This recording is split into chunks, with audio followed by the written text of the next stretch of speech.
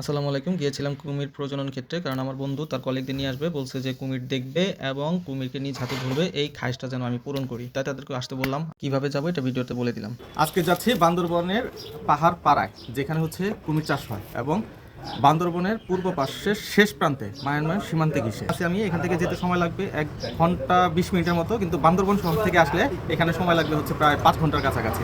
আমি যেখানে আছি এখান থেকে মোটরসাইকেল ছাড়া বিকল্প কোনো রাস্তা নেই, তাই মোটরসাইকেল নিয়েই রওনা করলাম। অবশেষে আমরা এই যে 1.5 ঘন্টার ভ্রমণ শেষে আমরা চলে এসেছি এই কুমির প্রজনন ক্ষেত্রে।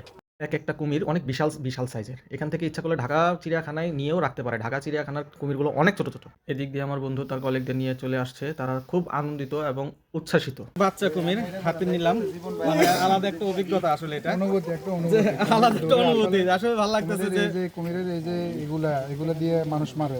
হ্যাঁ, দেখতে আসলে আলাদা অনুভূতি। ডাকতেছে মনির ভাই ডাকে তো।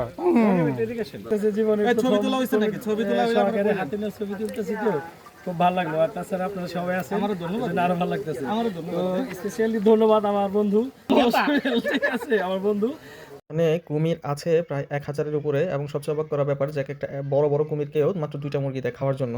আমি আমার বন্ধুরাকে একটু পরিচয় করে দিই। মনসুর ঢাকা থেকে আসছে। এখানে যে পরিমাণ কুমির দেখলাম, তো আমার ধারণা এখানে প্রায় 1000 খানেকের উপরে কুমির আছে। তো আর বিশাল বিশাল কুমির, মানে যা আগে কখনো দেখিনি। এই ভিডিওটা দেখে আমার গিন্নিও আসার জন্য খুব মন স্থির করছে। আমিও বলেছি যে ঈদের পরে তাকে নিয়ে আসবো ইনশাল্লাহ।